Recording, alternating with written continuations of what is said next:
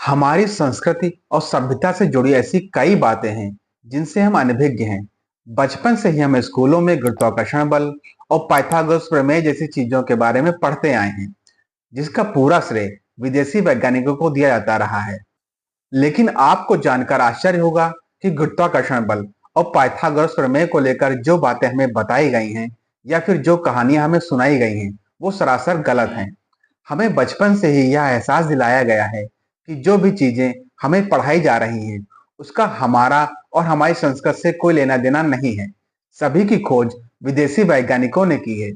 विदेशी हर मामले में अव्वल थे, लेकिन ऐसा बिल्कुल भी नहीं है। दरअसल गुरुत्वाकर्षण बल और पाइथागोरस प्रमेय की जड़ें वैदिक गणित से जुड़ी होने की पुष्टि कर्नाटक की एक रिपोर्ट के माध्यम से हुई है।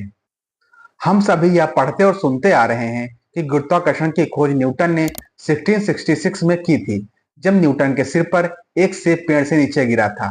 परंतु अब राष्ट्रीय शिक्षा नीति यानी कि एनईपी को लागू करने के लिए कर्नाटक में करिकुलम फ्रेमवर्क के लिए बनाई गई टास्क फोर्स ने इस थ्योरी को फर्जी बताया है। टास्क फोर्स के अध्यक्ष मदन गोपाल का कहना है कि न्यूटन द्वारा ग्रेविटी की खोज और पाइथागोरस प्रमेय के बारे में गलत पढ़ाया और बताया जा रहा है। मदन गोपाल ने नई राष्ट्रीय शिक्षा नीति के स्कूली सिलेबस के लिए कई प्रस्ताव रखे हैं, जिनमें एक यह भी शामिल रहा कि छात्रों को यह प्रश्न पूछने के लिए प्रेरित करना चाहिए कि पाइथागोरस प्रमेय और न्यूटन के सिर पर सेब गिरने जैसी फर्जी खबरें कैसे बनाई और प्रचारित की जा रही हैं। मदन गोपाल के अनुसार पाइथागोरस और गुरुत्वाकर्षण की जड़ें वैदिक गणित से जुड़ी हैं। यह एक भारतीय केंद्रित दृष्टिकोण है। उदाहरण के तौर पर यह माना जाता है कि भारत के प्राचीन गणितज्ञ ऋषि बौधायन ने बौद्ध ग्रंथों में पाइथागोरस प्रमेय लिखी है। यह एक दृष्टिकोण है जिससे आप सहमत हो भी सकते हैं या फिर नहीं। भले ही हमें यह पढ़ाया जाता रहा है कि पाइथागोरस प्रमेय की रचना पाइथागोरस के द्वारा की गई हो, परंतु इस हकीकत से कम ही लोग वाकिफ होंगे कि असल में पाइथागोरस ऋषि बौधायन की देन है।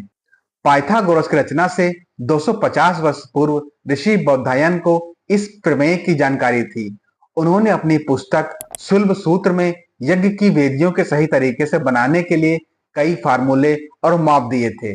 शुल्ब सूत्र में अध्याय 1 में श्लोक नंबर 12 है, जिसका अर्थ वही है जो पाइथागोरस प्रमेय का मतलब होता है। जनवरी 2015 में मोदी सरकार के तत्कालीन केंद्रीय विज्ञान एवं प्रौद्योगिकी मंत्री डॉक्टर हर्षवर्धन ने मुंबई यूनिवर्सिटी में इस बात का जिक्र भी किया था कि हमारे वैज्ञानिकों ने पाइथागोरस प्रमेय की खोज की, लेकिन हमने इसका श्रेय यूनान को दे दिया। ठीक उसी प्रकार दावा किया जाता है कि न्यूटन से पहले भारतीय गणितज्ञ भास्कराचार्य को गुरुत्वाकर्षण के नियम ज्ञात हो गए थे। भास्कराचार्य ने अपने सिद्धांत शिरोमणि ग्रंथ में पृथ्वी के गुरुत्वाकर्षण के बारे में लिखा है कि पृथ्वी आकाशीय पदार्थों को विशिष्ट शक्ति से अपनी ओर खींचती है। इस कारण आकाशीय पिंड पृथ्वी पर गिरते हैं, जिससे यह स्पष्ट हो जाता है कि गुरुत्वाकर्षण और पाइथागोरस प्रमेय जैसे सिद्धांत भारतीय हैं। यह वैदिक गणित की देन है, परंतु हम सभी इससे आज तक अनजान हैं, क्योंकि अभी तक हमें हकीकत से दूर रखा गया और झूठा प्रचार प्रसार किया जाता रहा। वर्तमान में गणित और विज्ञान से संबंधित जितनी भी किताबें हैं, वो मुख्य तौर पर पश्चिम वैज्ञानिकों के द्वारा लिखी गई थी। इन किताबों में प्राचीन ग्रीक वैज्ञानिकों और उनकी खोजों का जिक्र तो मिलता है, परंतु प्राचीन भारत के वैज्ञानिकों का वर्णन नहीं किया गया है। ऐसे में अब समय आ गया है कि हम खुलकर अपनी सभ्यता से जुड़ी हुई बातों और रहस्यों को जानें। हालांकि वर्तमान में मोदी सरकार द्वारा लाई गई राष्ट्रीय शिक्षा नीति भारतीय संस्कृति पर आधारित है। नई शिक्षा नीति भारतीय संस्कृति और भाषा को बढ़ावा देने का काम करती है। ऐसे में अब वो दिन दूर नहीं जब भारतीय संस्कृति से जुड़ी वो तमाम बातें हम न सिर्फ पढ़ेंगे, बल्कि साथ ही इनका गर्व से प्रचार और प्रसार भी करेंगे। दोस्तों, आपका इसके बारे में क्या सोचना है? जो भी आपका थिंकिंग है, उसे कमेंट सेक्शन में जरूर बताएं। और अगर आप इस चैनल पर पहली बार आए हैं, तो इस वीडियो को लाइक करें और दोस्तों के साथ में जरूर शेयर करें, और साथ में हमारे चैनल को सब्सक्राइब करें। नमस्कार।